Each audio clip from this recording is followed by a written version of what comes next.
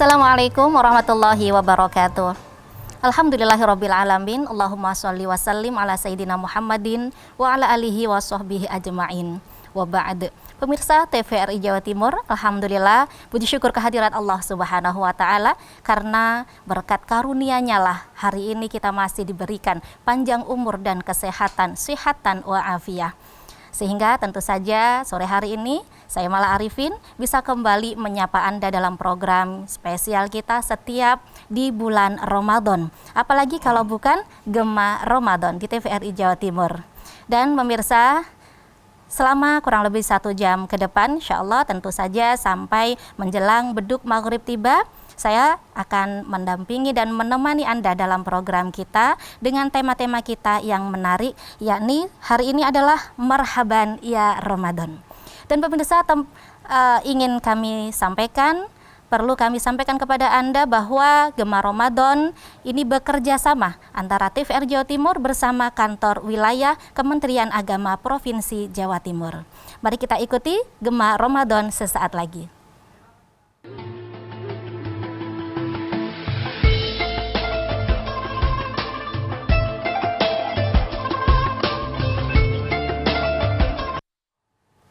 Baik pemirsa TVRI Jawa Timur, alhamdulillah kita sudah berada di Gema Ramadan TVRI Jawa Timur.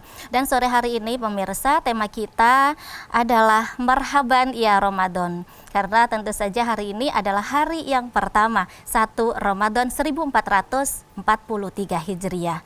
Dan insya Allah kurang lebih 1 jam ke depan kita akan membahas, dan bagaimana pembahasannya pemirsa, telah hadir bersama saya narasumber spesial kita. Kita sapa bersama Bapak Dr. Andes Mufi Imron Roshidi, Magister Ekonomi Islam. Beliau sebagai Kabid Penais Penerangan Agama Islam dan Pemberdayaan Zakat Wakaf Kanwil Kemenak Jawa Timur. Kita sapa bersama. Assalamualaikum Bapak. Waalaikumsalam warahmatullahi wabarakatuh. Kabar baik nggih? Baik Mbak Mala. Alhamdulillah, ini untuk pertama kalinya berjumpa nggih di Gema Ramadan. Alhamdulillah.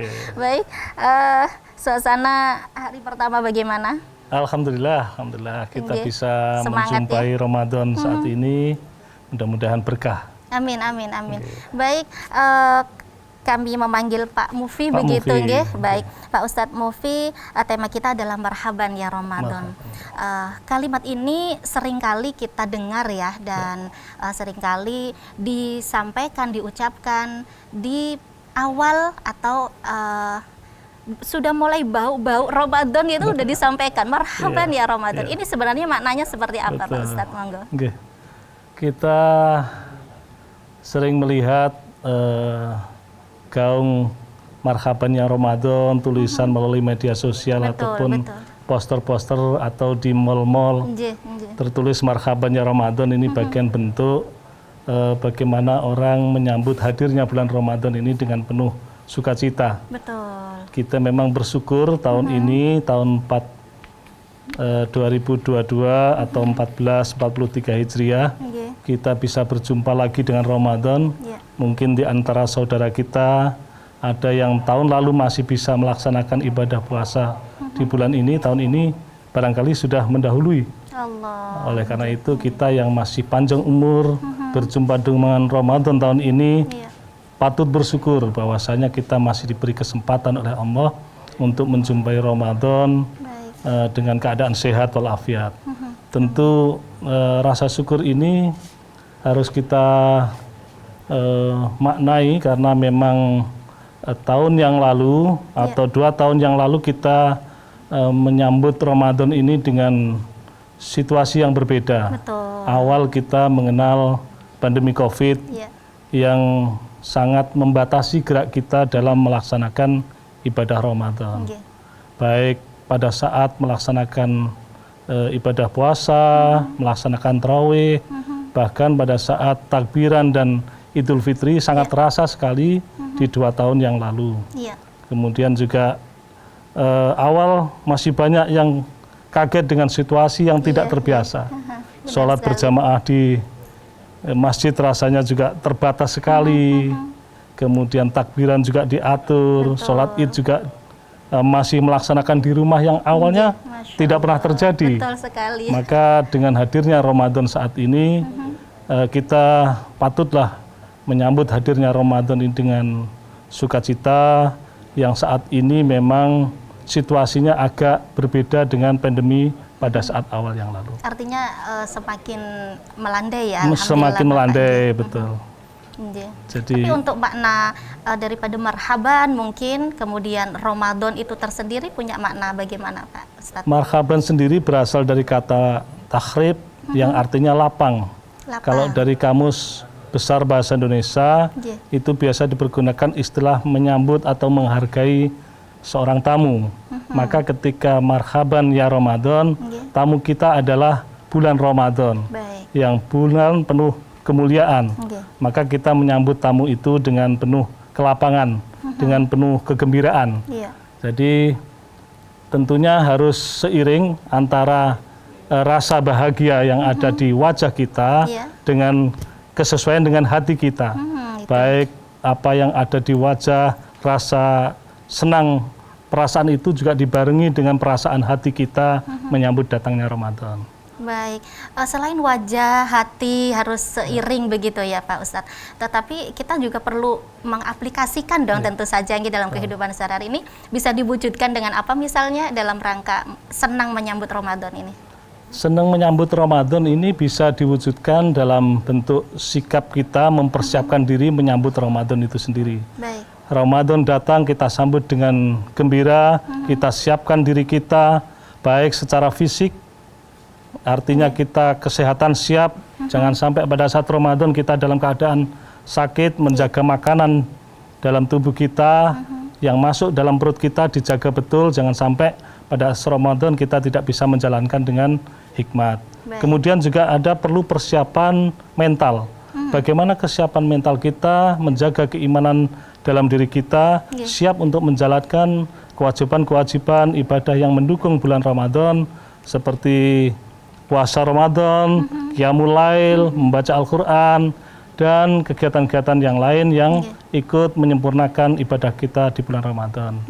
Juga kita perlu memang menyiapkan diri dari sisi silaturahim, karena memang puasa ini kita perlu persiapan, karena ada puasa yang tidak diterima oleh Allah manakala ini tidak dilakukan dalam hal silaturahim ini. Sebagaimana doanya malaikat yang diamini oleh baginda Rasulullah, maka ya Allah, jangan kau terima puasanya orang yang ketika puasa tetapi masih durhaka kepada orang tua. Maka Rasulullah mengamini. Kemudian ya Allah, jangan kau terima puasanya orang yang ketika berpuasa tetapi masih belum bertegur sapa antara pasangan suami istrinya. Ya Allah, jangan kau terima puasa orang yang ketika berpuasa tetapi masih tidak bertegur sapa sesama kaum muslimin. Maka Rasulullah mengamini dengan 3 kali amin doa yang dibacakan oleh malaikat Jibril. Maka persiapan hati kita, persiapan fisik kita, keimanan yang naik turun yang ada di dalam diri manusia ini harus dipersiapkan dengan matang. Sehingga ketika datangnya Ramadan ini kita benar-benar siap menyambut, mengisi Ramadan sebagai madrasah Ramadan, membentuk jiwa kita menjadi jiwa yang mutakin. Amin. Baik, Masya Allah, luar biasa. Jadi sampai segitunya ya Ustadz, ibadah puasa kita tidak diterima Allah kalau belum minta maaf begitu ya. Pentingnya silaturahim sebelum Ramadan. Nah, sekarang sudah masuk di hari pertama nih Ustadz, mungkin untuk lebih kita intens dengan Ramadan ini bagaimana ya? Apa saja mungkin yang perlu kita amalkan begitu Ustadz? Baik. Jadi sebagaimana yang diajarkan baginda Rasulullah, kita menghiasi Ramadan ini dengan perbuatan yang baik atau amal soleh. Perintah Ramadan, perintah puasa ini adalah ditujukan kepada orang yang beriman. Ya ayyuhalladzina amanu, hai orang-orang yang beriman, kutiba alaikumusiyam, kama kutiba alal ladzina min qablikum la'allakum tattaqun. Jadi yang diperintah adalah orang yang beriman untuk melaksanakan puasa sebagaimana umat-umat terdahulu. Tujuannya adalah membentuk la'allakum tattaqun, supaya muncul ketakwaan dalam diri mereka. Maka hal yang perlu dilakukan, hal-hal yang baik yang dilaksanakan oleh baginda Rasulullah bisa dilakukan pada saat sekarang. Seperti ibadah puasa dilakukan dengan penuh kekhidmatan, bagaimana keikhlasan. Karena iman dan keikhlasan inilah yang akan bisa membentuk ketakwaan seseorang. Oleh karena itu, kalau misalnya sebagaimana tadi saya katakan, ada hal silaturahim yang belum terbentuk kembali, terrajut kembali antara anak dan orang tua, kemudian suami dengan istri atau sesama kaum muslimin masih belum terjaring silaturahim. Misalnya pada saat raweh yang satunya berada di sini karena ini merasa bermusuhan, dia menempati di tempat lain. Ini berarti masih belum bersatu. Oleh karena itu, manakala berharap ibadah puasa kita diterima oleh Allah, hal-hal yang menghalangi ibadah puasa kita diterima oleh Allah ini benar-benar bagaimana mulai dipersiapkan sedini mungkin. Oh, ini saya berniat puasa ini akan saya lakukan dengan penuh keikhlasan. Saya hubungan dengan ini masih belum baik, saya akan minta maaf dengan yang lain. Sehingga ketika melaksanakan ibadah puasa, antara hati dan pikiran ini sudah benar-benar jernih. Tetapi Ustadz, misalnya nih, kita sudah minta maaf ya, tetapi orang lain itu yang belum memaafkan hingga datangnya bulan Ramadan, ini bagaimana Ustadz? Kewajiban kita adalah bagaimana memang meminta maaf kepada baik itu kesalahan disengaja atau tidak sengaja, kita kewajiban sebagai seorang muslim meminta maaf duluan. Manakala orang yang kita minta maafi belum memberikan maaf kepada kita, Allahu alam. Kita yang penting menata hati bagaimana sebisa mungkin kesalahan kita atau kesalahan orang lain kita lebih dahulu memaafkan daripada mereka minta maaf kepada kita. Baik, Masya Allah. Semoga kita dibersihkan hati kita ya Ustadz oleh Allah Subhanahu Wa Taala. Nah, Ustadz, tadi disebutkan bahwa tujuan daripada diperintahkan ibadah puasa itu tadi sebagaimana diperintahkannya umat-umat terdahulu begitu ya Ustadz. Nah, ini apa sih perbedaannya Ustadz, puasa kita umat Islam dengan umat yang dimaksud umat terdahulu ini yang bagaimana Ustadz? Beberapa kaum sebelum Nabi Muhammad, ada beberapa nabi yang sudah juga mengajarkan perintah tentang puasa. Masing-masing mereka memang memiliki perbedaan cara. Ada yang puasa 1 hari puasa, 1 hari tidak. Puasa Nabi Daud, ada puasa Nabi Nuh dan sebagainya. Memang dia punya perbedaan, tapi pada prinsipnya puasa dalam rangka menahan diri dan mendekatkan diri kepada Allah. Sama, kita sama-sama bertujuan untuk mendekatkan diri mengikuti perintah-perintah Allah. Baik, jadi pada tujuannya sama begitu ya Ustadz ya. Nah, tadi yang kedua bahwa disebutkan tadi la'alakum tatakun begitu ya Ustadz. Nah, ini bagaimana sih cara kita untuk bisa meraih tujuan diperintahkannya Allah untuk la'alakum tatakun itu Ustadz?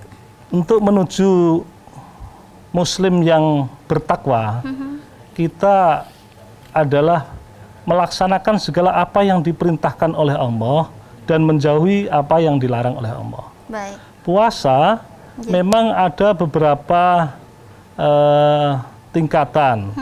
Ada seperti kita ini mungkin tingkatan orang yang awam.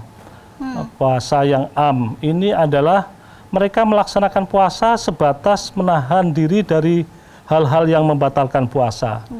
Tidak makan, tidak minum, tidak melakukan perbuatan syahwat di bulan Ramadan. Ada tingkatan yang kedua adalah puasa pada tingkatan selain menahan diri yang membatalkan puasa, juga menahan panca indera kita. Ini puasa yang khas, yang khusus. Nah, tingkatan yang ketiga adalah puasa tingkatan yang teristimewa, khawasil khawas. Selain menjaga diri dari hal-hal yang membatalkan puasa, kita juga tingkatan yang ini juga selain menjaga dari membatalkan puasa, kemudian menjaga dari panca indera, juga menjaga dari hal-hal menjaga hati. Nah, ini biasanya puasa ini dilakukan oleh Rasul atau Nabi, para Nabi. Kita sebagai orang yang awam rata-rata melaksanakan puasa ini pada tingkatan menjaga dari hal-hal yang membatalkan puasa. Syukur-syukur kita bisa meningkatkan puasa kita lagi menuju la'alakum tatakun tadi dengan meningkatkan, menjaga pikiran kita, menjaga indera kita, menjaga hati kita, bagaimana puasa kita semakin hari semakin sempurna. Baik. Mungkin itu. Menarik sekali ya Ustadz ya, berbicara tentang marhaban ya Ramadan. Nanti kita akan lanjutkan setelah jeda. Pemirsa jangan kemana-mana, Gemar Ramadan akan segera kembali sesaat lagi.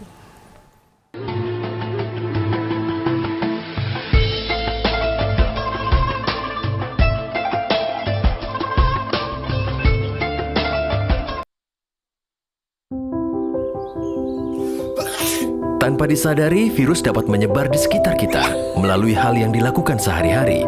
Virus tersebut dapat menular secara berantai, mulai dari satu orang ke orang yang lain, lalu ke orang lainnya lagi, hingga dapat menular ke banyak orang. Kita dapat mencegah penyebaran virus. Tutup hidung dan mulut ketika batuk atau bersin. Buang tisu bekas pakai ke tempat sampah tertutup. Cuci tangan pakai sabun sesering mungkin. Semakin banyak yang mencegah, semakin banyak yang terlindungi. Dipersembahkan oleh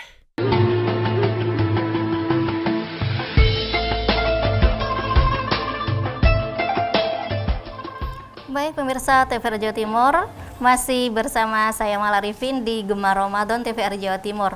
Alhamdulillah tema kita sore hari ini adalah Marhaban ya Ramadan, bersama saya Bapak narasumber kita yang spesial, Bapak Dr. Agnes Mufi Imron Rosyadi MEI dari Kabid Penais dan Pemberdayaan Zawa, Kantor Kementerian Agama Provinsi Jawa Timur. Dan pemirsa, kami mengajak kepada Anda yang ingin bergabung bersama kami bisa melalui telepon interaktif di 031 5678 216. Dan tema kita sore hari ini adalah Marhaban ya Ramadan. Baik Pak Ustadz, kita lanjutkan. Tadi disebutkan banyak sekali ternyata macam-macam puasanya, golongan macam-macam puasa kita gitu ya Ustadz ya. Ada puasa yang apa tadi awam begitu nggih, kemudian yang khos dan khawasul khawas, Masya Allah. Jadi kita untuk meraih level yang ketiga ini Masya Allah masih jauh begitu ya Ustaz. Nggak tahu kira-kira kita ini pada level yang mana ini? Allah karim. Apa level pertama, apa yang sudah mendekati kedua kira-kira? Masya Allah. Enggak. Baik, nah Ustadz, di 10 awal Ramadan ini nih, sebenarnya apakah ada keistimewaannya tersendiri sih Ustadz? Nggih. Selain di 10 akhir ya yang kita ketahui biasanya, monggo. Puasa di 10 awal ini adalah rahmat. Jadi sesuatu yang diharapkan, bagian dari puasa Ramadan yang terdiri dari tiga bagian, 10 awal rahmat, kemudian 10 pertengahan maghfirah, ampunan, kemudian di 3 ada idku minan nar, terhindar dari api neraka. Tetapi tidak mustahil, memang berbagai pendapat berbeda bagaimana Ramadan itu memperoleh Lailatul Qadar. Kebanyakan memang berpendapat bahwa Lailatul Qadar berada di 10 terakhir. Bisa di malam ganjil, tetapi tidak mustahil di malam pertama pun Lailatul Qadar bisa saja jika Allah menghendaki di malam pertama. Begitu, itu pendapat-pendapat yang bermacam-macam itu juga bagian yang untuk memotivasi diri kita bahwasanya tidak mustahil Lailatul Qadar itu jatuh di malam pertama atau malam ketiga dan sebagainya. Artinya semangat kita ibadah jangan hanya di 10 terakhir, begitu ya. Dan rahmat ini adalah suatu yang penting karena memang disitulah letak bahwasanya kita bisa masuk surga bukan karena amal perbuatan kita yang baik, tetapi rahmat Allah, kasih sayang Allah kepada kita, inilah yang bisa menyebabkan orang masuk surga. Baik, tetapi yang dimaksud 10 awal ini adalah rahmat begitu ya Ustaz? Gimana ini maksudnya rahmat Allah turun ini yang seperti apa Mas? Rahmat yang dimaksud ini adalah orang ketika umur kita misalnya tidak panjang, tetapi karena rahmat Allah, barokah dari Allah ini sehingga bermanfaat. Sehingga ketika awal-awal Ramadan ini, puasa ini penuh rahmat, karena apa? Di dalam puasa ini penuh dengan pahala-pahala yang dilipat gandakan. Kerahmatan kasih sayang Allah ini memberikan pahala yang lebih pada umat Muhammad yang umur pendek, umurnya tidak terlalu panjang. Dengan rahmat kasih sayang Allah ini, pada saat Ramadan ini pahalanya dilipat gandakan oleh Allah. Masya Allah. Jadi jangan abai begitu nggih Ustadz. Walaupun di 10 awal Ramadan kita tetap semangat dan menambah amalia begitu nggih Ustadz. Nah, berbicara semangat beribadah di 10 awal ini, mungkin ada contoh atau ajaran Rasulullah langsung Ustadz yang harus kita lakukan selama bulan Ramadan ini? Sebagaimana tadi saya sebutkan bahwasanya perintah pada saat Ramadan adalah kita berpuasa Ramadan 30 hari atau 1 bulan. Sebagaimana Rasulullah melakukan. Tetapi juga ada tambahan amalan yang lain karena memang ada qiyamul lail, menyempurnakan dengan ibadah-ibadah dengan bangun malam untuk melakukan sholat malam. Dan biasanya setidaknya yang diajarkan Rasulullah adalah bagaimana kita melakukan sholat tarawih. Termasuk bagaimana kita menyempurnakan bulan Ramadan ini dengan membaca Al-Quran.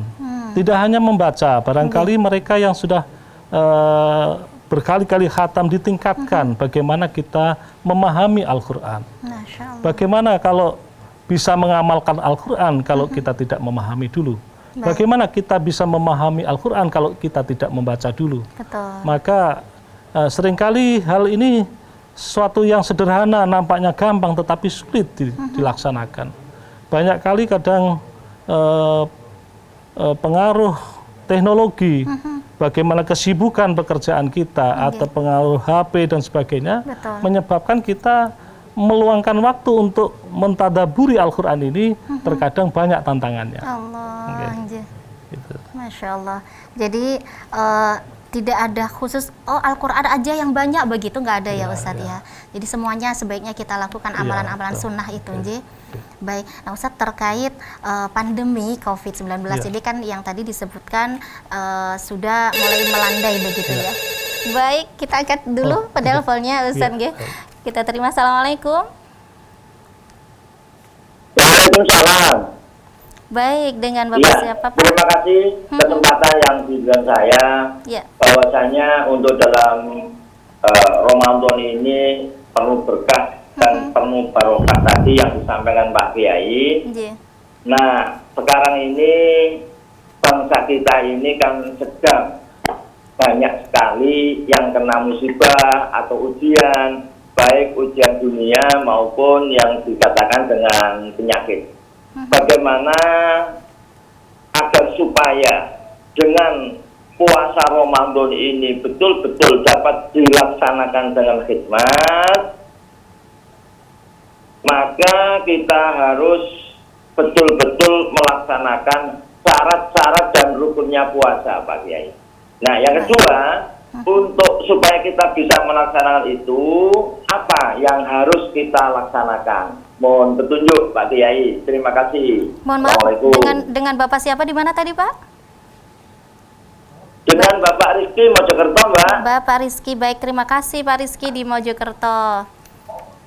Monggo Yai, langsung dijawab. Baik, masa pandemi ini memang sesuatu yang dialami yang sebelumnya belum pernah terjadi. Tahun yang lalu kita rasakan luar biasa, sehingga seakan-akan puasa ini kita kesulitan untuk melaksanakannya. Kita mau traweh tidak bisa, kemudian kita mau sholat id tidak bisa. Tahun ini dengan adanya surat edaran nomor 8 tahun 2022 oleh Menteri Agama, itu sudah mulai nampak kelonggaran bagaimana melaksanakan ibadah di bulan suci Ramadan ini. Sholat tarawih, tadarus Al-Quran diperkenankan, termasuk sholat id bisa juga dilaksanakan di tanah lapang atau di masjid. Ini bagian dari hal yang kita di masa pandemi ini, kita ada kelonggaran tetapi tetap menjaga protokol kesehatan. Termasuk bagaimana yang dulu kita sulit bersilaturahim, bahkan larangan mudik sangat terasa sekali bagi bangsa Indonesia ini. Padahal budaya itu adalah budaya yang bertahun-tahun dilaksanakan oleh bangsa Indonesia. Maka tahun ini sepertinya ada kelonggaran, tidak dilarang mudik itu. Bahkan diperkirakan akan ada 74 juta orang yang akan melaksanakan mudik itu. Ini bagian dari keleluasaan kita di masa pandemi ini. Betapapun kita mengalami pandemi, dengan seiring sudah pada vaksin, maka kelonggaran pemerintah ini juga bagian dari rahmat. Bagaimana kita kemudahan dalam melaksanakan ibadah ini tentu lebih leluasa. Bagaimana puasa kita bisa menjalankan dengan penuh keikhlasan, syarat rukunnya terpenuhi, bagaimana kita melaksanakan tarawih juga bisa berjamaah, betapapun kita masih menjaga jarak atau memakai masker. Tetapi semua itu tidak menghalangi bagaimana kita mendekatkan diri kepada Allah di masa Ramadan ini. Kita bisa melakukan tadarus bersama di masjid atau di musola atau di rumah. Kita bisa melakukan takbiran bersama di masjid, di musola atau di rumah. Kita bisa melaksanakan sholat id juga di masjid, di lapangan atau di tempat-tempat lain. Ini bagian dari keleluasaan kita pada tahun ini. Mudah-mudahan seiring dengan pemerintah mengatur bagaimana masa pandemi ini ibadah tetap ada kelonggaran tetapi tetap protokol kesehatan, mudah-mudahan membuat khidmat dalam kita beribadah kepada Allah. Baik, termasuk jarak sudah tidak ada batasan lagi dalam jarak sholat. Masih diatur bagaimana, tetapi tidak seperti yang dulu harus sekian meter mungkin seperti itu. Masker tetap dipakai. Yang penting di masa-masa seperti ini kita jangan sampai lengah, masa pandemi terus kita lepas kontrol, tidak pakai masker, tidak pakai apa-apa, tanpa jarak, sajadah berganti. Nah itu kalau bisa tetap para jamaah membawa sajadah dari rumah, alat-alat ibadah semuanya juga terpisah dengan yang lainnya, jangan berganti-ganti. Baik, itu jawabannya dari Pak Rizky di Mojokerto. Nah, Ustadz, ini mungkin perlu ya kita sampaikan karena di awal sebagai marhaban ya Ramadan ini mungkin sebagian jamaah pemirsa di rumah ada yang lupa atau belum tahu terkait dengan rukun dan syarat juga hal-hal yang membatalkan puasa ini, Ustadz. Mungkin dimulai dari rukun-rukunnya apa yang harus dilakukan, Ustadz? Puasa itu pada dasarnya sudah diatur dari secara fikih bahwasanya rukun melaksanakan puasa kita harus benar-benar diawali dengan niat. Jadi niat itu bisa dilaksanakan untuk menjaga hal kita lupa membaca niat tiap hari, maka di awal bisa secara keseluruhan 1 bulan kita sudah berniat. Kemudian mungkin juga bisa diawali dengan menahan dari makan, minum atau hal-hal yang membatalkan puasa, mulai dari terbit fajar sampai terbenam matahari. Itu merupakan rukun tadi, baik diawali dengan niat. Masih ada tentunya berikutnya, Ustadz. Nah, kita tahan jeda sejenak, setelah ini. Pemirsa jangan kemana-mana, Gema Ramadan akan segera kembali dalam tema kita Marhaban Ya Ramadan sesaat lagi.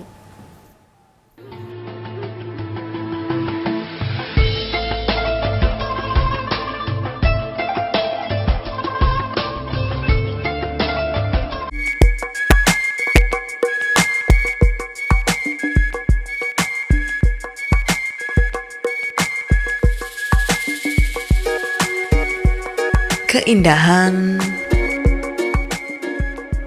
kedamaian, keberagaman. Assalamualaikum warahmatullahi wabarakatuh. Shalom. Om Swastiastu. Hanya kebajikan Tuhan berkenan. Wite Tongtian. Namo Buddhaya. Salam damai dalam Kristus.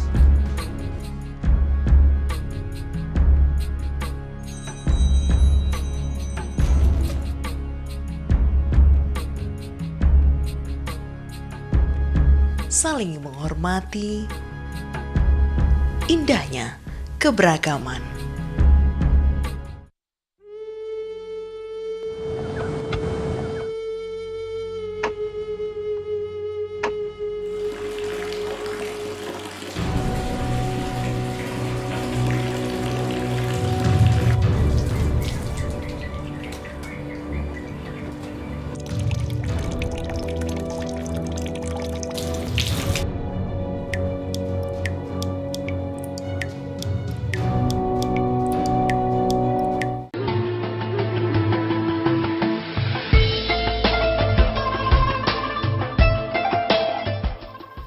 Baik pemirsa TVRI Jawa Timur, alhamdulillah terima kasih Anda masih setia bersama kami di Gema Ramadan TVRI Jawa Timur.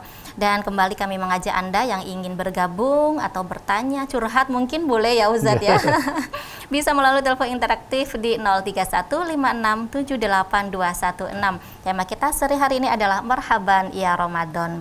Baik Ustadz, tadi sempat terpotong ya terkait rukun Islam, rukun puasa ya. Rukun puasa yang harus kita jalani, kita lakukan. Yang pertama adalah niat. Jadi harus ya niat ini diucapkan di malam hari atau pas sahur atau bagaimana lebih tepatnya Pak Ustadz? Niat itu diucapkan ketika kita pada saat sahur. Cuman untuk yang 1 bulan itu untuk mengingat kadang-kadang kelupaan, maka itu pada saat habis tarawih itu dibaca bersama bagaimana secara keseluruhan 1 bulan ini kami berniat untuk melaksanakan puasa Ramadan. Baik. Ya. Berikutnya?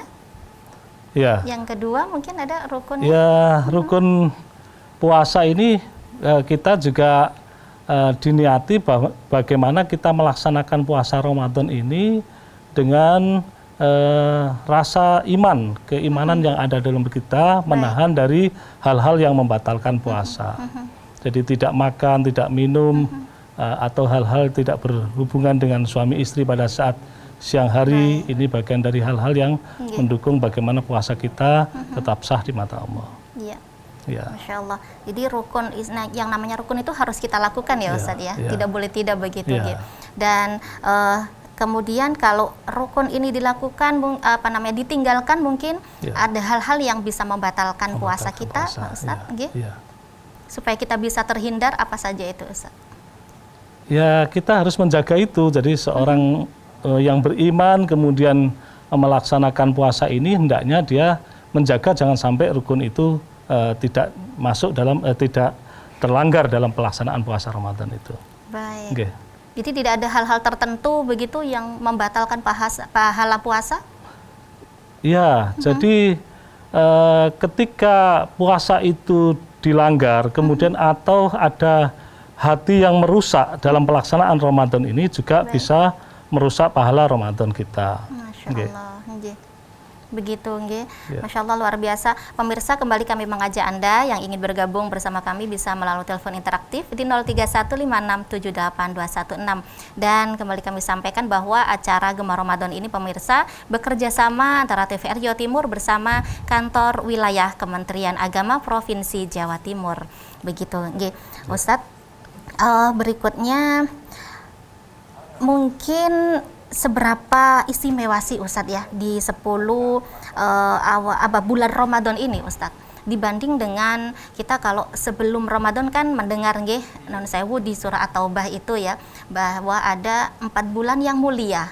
Nah ini tetapi Ramadan kan tidak termasuk dari 4 itu Nah ini perbedaannya di mana kemuliaannya, istimewanya Pak Ustadz? Ada beberapa bulan yang lain yang istimewa, ada Zulhijjah, Zulqa'dah, Sya'ban, dan ini Ramadan ada keistimewaan yang berbeda dengan bulan-bulan yang lain. Baik. Yakni Ramadan ini ada keistimewaan kita dilipat gandakan pahala kita ketika kita melaksanakan ibadah yang kita pada saat yang lain tidak dilipat gandakan, pada saat ini dilipat gandakan oleh Allah.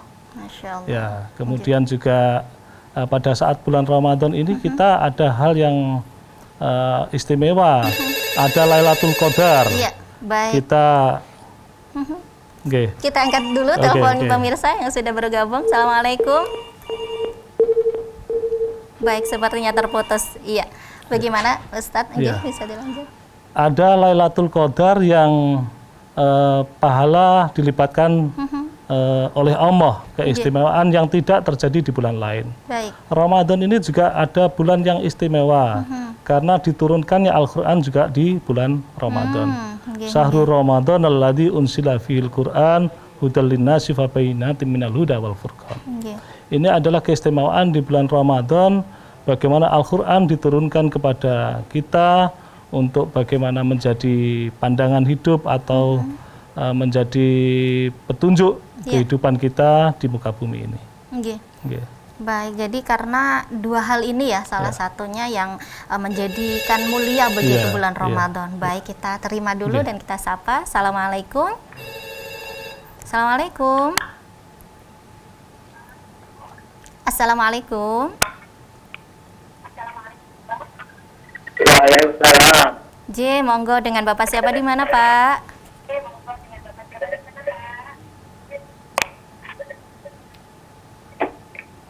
Kami Bapak Muzayyin Lamongan. Silakan Pak Muzayyin di Lamongan. Iya ya. Monggo.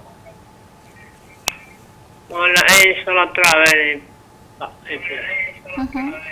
Iya, ada yang menjalankan 11 rakaat, 11. Ada yang menjalankan 3 rakaat. Mana yang lebih abdul, Pak? Baik.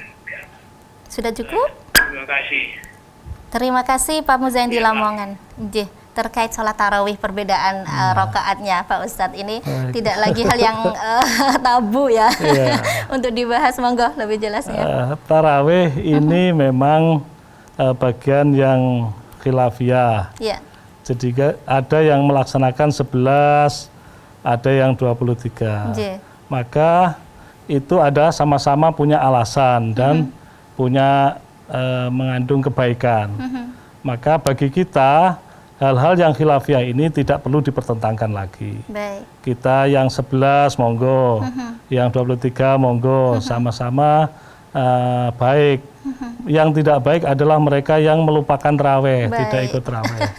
Sehingga mohon maaf kepada Bapak, jadi monggo silahkan yang Anda yakini mana, semuanya juga sudah punya dasar, bagaimana yang 23 punya dasar, yang 11 juga punya dasar. Baik. Tapi mungkin non sewu ada kisah begitu atau apa asbabul wurud atau asbabun nuzulnya Pak Ustadz? Bagaimana kalau 11 itu Rasulullah melaksanakannya bagaimana, kalau 8 itu bagaimana mungkin? Ini sama-sama punya dasar ya, ketika sahabat juga melaksanakan pernah 23, kemudian ada juga yang melaksanakan pada saat ketika 11 itu, makanya punya masing-masing punya keyakinan, sehingga ini diyakini oleh organisasi kemasyarakatan kita, sehingga kadang-kadang diartikan oh yang ini ikut Muhammadiyah, yang ini ikut Nahdlatul Ulama. Saya pikir sama-sama punya alasan dan ini tidak perlu diperdebatkan lagi. Baik. Jadi itu Pak Muzayyin di Lamongan, sama-sama betul begitu ya Ustadz ya. Yang salah itu yang tidak tarawih ya. Baik. Nah Ustadz, tadi disebutkan juga bahwa keistimewaan di bulan Ramadan ini. Oh masih ada telepon lagi Pak Ustadz. Okay? Kita sapa terlebih dahulu. Assalamualaikum. Waalaikumsalam warahmatullahi wabarakatuh. Jadi dengan siapa Ibu di mana? Dengan Ibu Diana di Terapodo Asri, Bu. Masya Allah, Bu Diana sehat-sehat ya. Assalamualaikum Pak Yai. Waalaikumsalam warahmatullahi. Monggo pertanyaannya. Ini begini, di bulan Ramadan itu semua amal dilipat gandakan. Jadi kita tentunya lebih hati-hati. Seperti memberikan takjil apa, itu kan sudah diatur gitu. Lah sebagai panitia yang kita lakukan kan begini, banyak amalan yang nampaknya akhirat, tapi sesungguhnya itu adalah amalan dunia semata gitu. Masya Allah. Kami sebagai panitia takjil apa ingin diberikan bimbingan sejauh mana, seberapa kita untuk boleh mengambil bagian gitu loh. Jadi tidak terlalu leluasa gitu, karena sesungguhnya kalau sudah diberikan ke masjid itu pada dasarnya adalah haknya banyak orang gitu. Saya rasa ini banyak yang ingin mendengarkan penjelasannya. Terima kasih. Terima kasih Bu Diana di Terapodo Asri. Sepertinya beliau ini juga pemirsa yang ini setia di Gemar Ramadan Pak Ustadz ya. Setiap tahun hampir beliau selalu terhubung dengan kita. Baik, monggo jawabannya Pak Ustadz terkait takjil tadi. Memberikan takjil ketika Ramadan adalah suatu perbuatan yang sangat mulia dan itu dianjurkan di bulan Ramadan ini. Karena memang itu bagian dari hal yang takjil itu biasanya dipergunakan untuk membatalkan puasa. Betul. Maka ketika itu ibu menjadi panitia di masjid tersebut, kemudian batas ini bukan urusan dunia, tetapi memang sesuatu yang dianjurkan yang bernilai akhirat juga. Orang yang mengeluarkan takjil ini diniatkan semata-mata mencari ridha Allah pada saat bulan Ramadan. Dan apa yang dikeluarkan ini meskipun untuk urusan dunia, untuk konsumsi pada saat orang-orang Ramadan, tapi bernilai akhirat karena dilipat gandakan juga sedekah yang dikeluarkan lebih-lebih di bulan Ramadan ini. Maka bagaimana ketika kita batasannya untuk mengambil hak takjil itu, saya pikir karena sama-sama orang pada saat di masjid itu adalah saat untuk membatalkan puasa, barangkali juga panitia bolehlah untuk membatalkan puasa dengan takjil tersebut. Tetapi diutamakan mereka-mereka yang memang benar-benar membutuhkan, yang tidak bisa membeli takjil atau yang tidak bisa menggugurkan puasa karena tidak ada yang dimakan. Betul. Selama masih ada atau dijumpai mereka yang ingin menikmati takjil itu, maka diprioritaskan kepada mereka. Mungkin itu. Baik, itu Ibu Diana ya. Tetapi satu yang sempat saya tangkap ini Pak Ustadz, dari kalimat tadi sepertinya beramal akhirat, tetapi hanya bernilai dunia semata. Itu kalimat Ibu Diana tadi ya. Maksudnya mungkin kita bagi-bagi takjil kan ini tadi urusan akhirat begitu ya Ustadz. Tetapi selfie-nya kemudian kita sebarkan, ini kan bagaimana ini? Oke. Jadi memang kondisi sekarang ini sesuatu yang nilainya akhirat terkadang dengan polesan hanya sekedar seremonial itu yang bisa merusak nilai dari sebuah amal. Maka harus benar-benar dijaga, jangan sampai ayo kita kumpulkan, ayo kita bagikan takjil, hanya sekedar kita supaya dipandang oleh orang lain bahwasanya kita beramal untuk akhirat.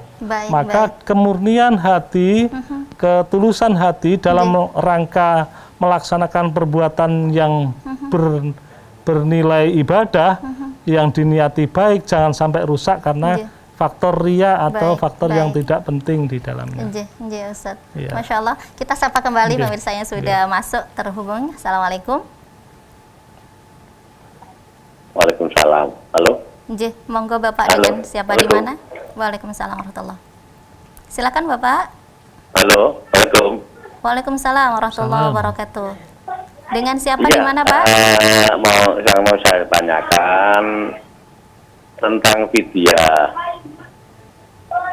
Kita harus membayar ke perseorangan atau ke lembaga gas gitu, atau langsung perseorangan orang perorangan gitu. Baik, terima kasih. Dengan Bapak siapa di mana Pak? Saya sampaikan. Mohon kasih. Halo. Baik, terima kasih pertanyaannya.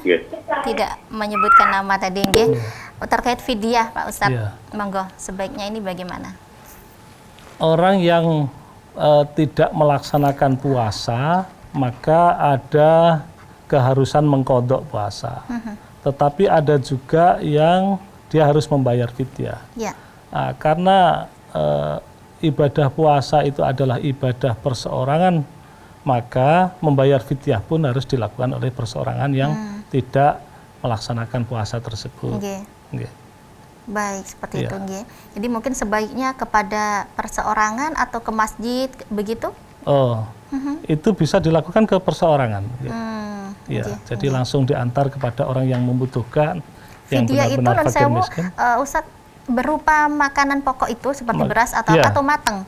Makanan pokok sebaiknya memang berupa beras, kecuali memang orang yang diberikan fidyah itu sekalian dimasakkan, minta dimasakkan. Siap saji tidak apa-apa, siap saji tidak apa-apa.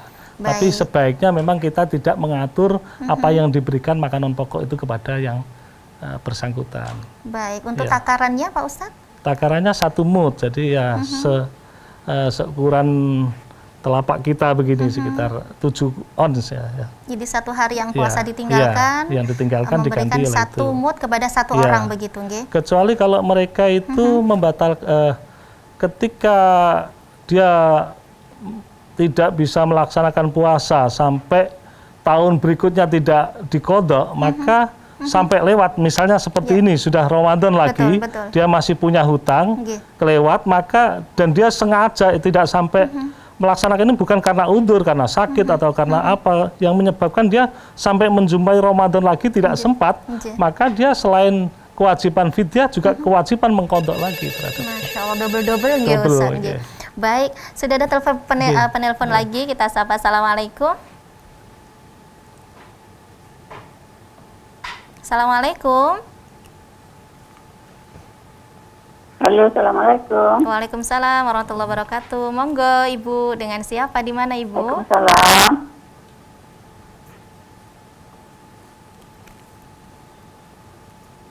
Ibu Ida dari Bukit Tinggi. Masya Allah, dari Bukit Tinggi. Silakan pertanyaannya Ibu Indah. Mana Bukit Tinggi? Assalamualaikum Pak Yai. Waalaikumsalam. Warahmatullahi wabarakatuh. Saya mau menanyakan tentang sholat maghrib. Sholat. Kalau kita ketinggalan satu rakaat, kita kan baru satu rakaat untuk imam yang keduanya. Jadi kita kan harus duduk sama imam. Jadi kalau kita duduk itu haruskah kita membaca tahiyat juga apa enggak, sampai atau kita berdiam aja sampai imam itu berdiri. Baik. Sekian Pak Yai. Assalamualaikum warahmatullahi wabarakatuh. Waalaikumsalam warahmatullahi wabarakatuh. Luar biasa ya pemirsa, kita sampai di Bukit Tinggi loh Ustaz. Masya Allah. Atau jamaahnya Ustaz ini mungkin? Enggak. Saya masih belum tahu juga Bukit Tinggi ini di mana, Jawa Barat ini? Bukit Tinggi bukan daerah Padang begitu ya? Apa saya salah juga ya? Masya Allah. Jadi terkait sholat masbuk tadi, bagaimana Pak Ustadz? Ketika kita menyusul sebagai makmum masbuk pada saat sholat, ya kita mengikuti bacaan sebagaimana gerakan kita pada suri at-tahiyat, tetap membaca ya. Baik, itu saja Ustaz. Baik Ibu Indah, itu jawabannya ya. Jadi tetap ketika kita misalnya ruku ya mengikuti bacaan gerakan saat kita mengikuti imam tersebut sampai gerakan berikutnya ya Ustaz. Baik, Ustaz, ada tips mungkin ya di awal Ramadan ini untuk kita bisa meraih Lailatul Qadar. Pada intinya puasa itu tidak hanya sekedar rutinitas yang dilakukan.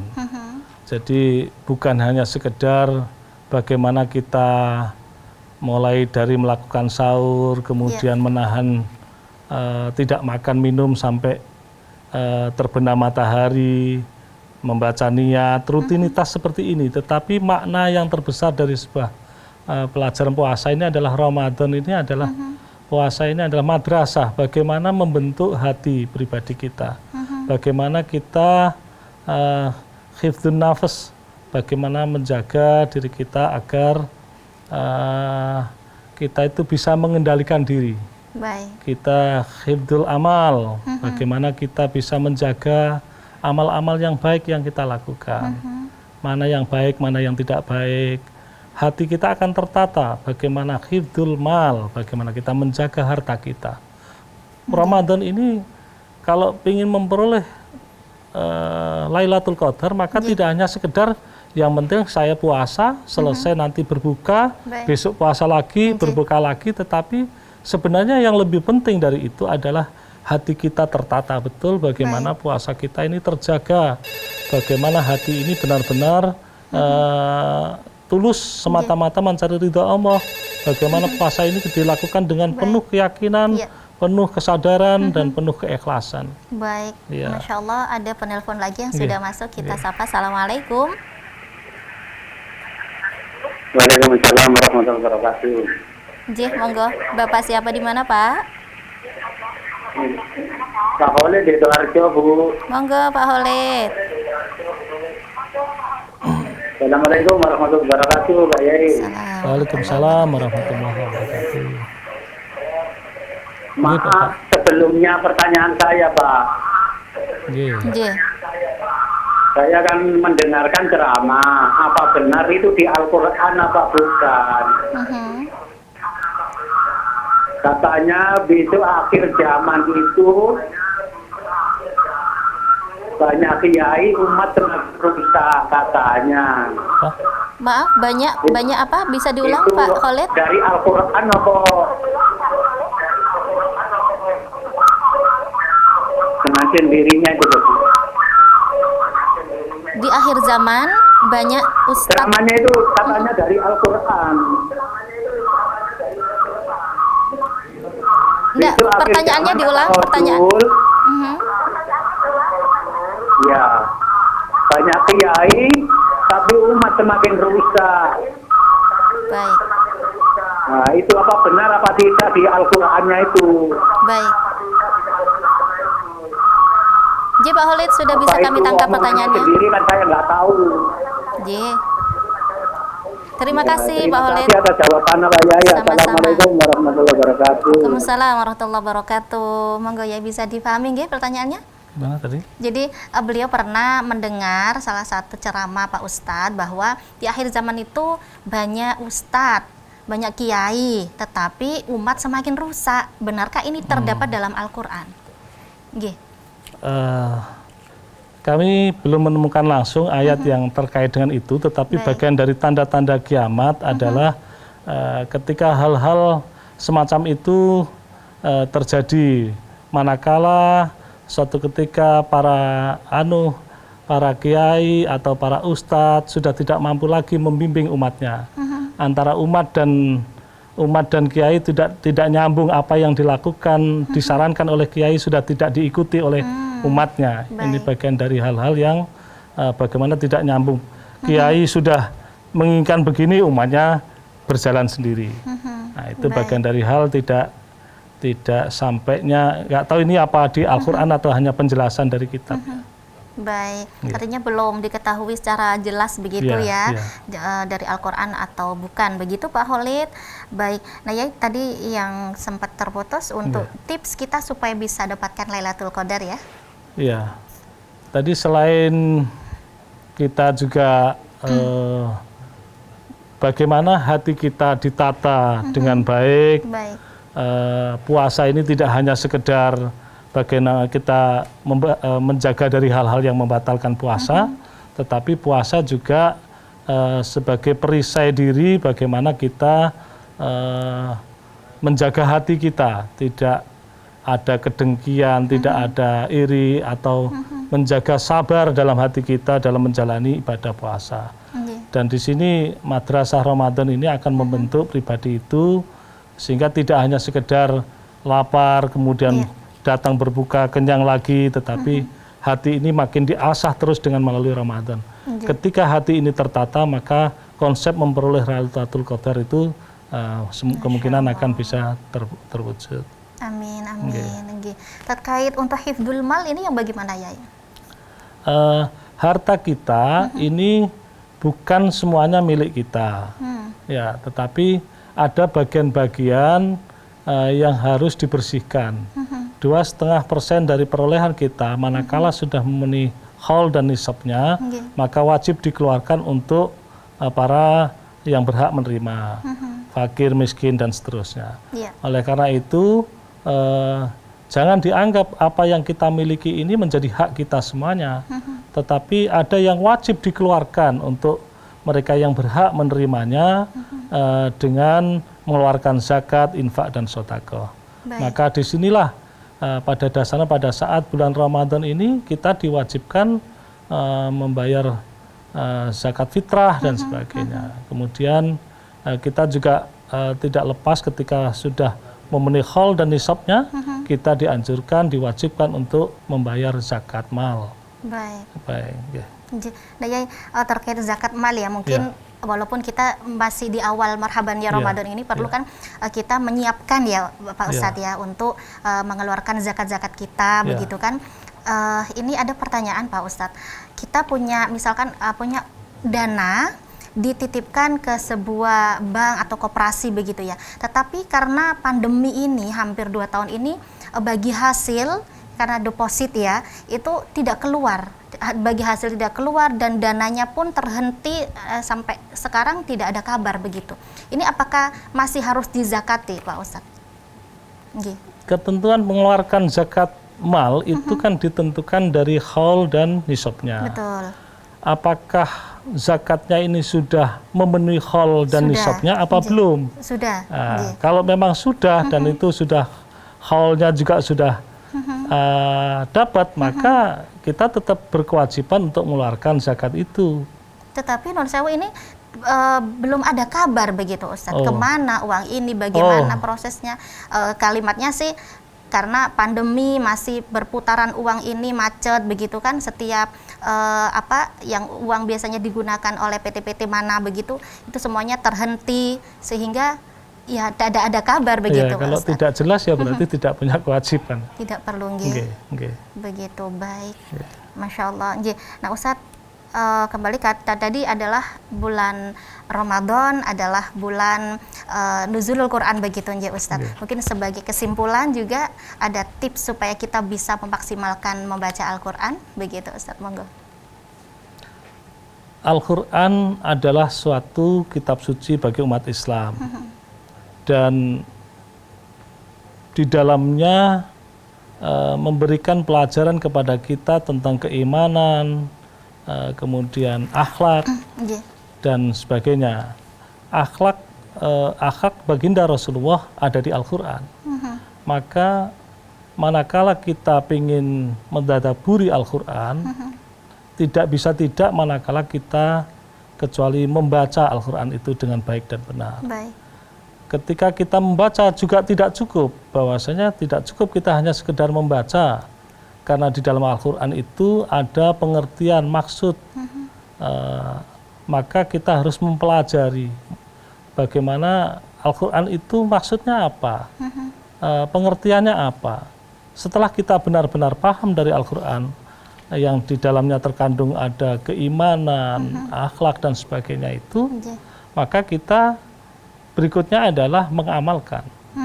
Makanya di dalam Al-Quran sendiri sering dipertegas bahwasanya iman saja tidak cukup, iman tanpa amal soleh.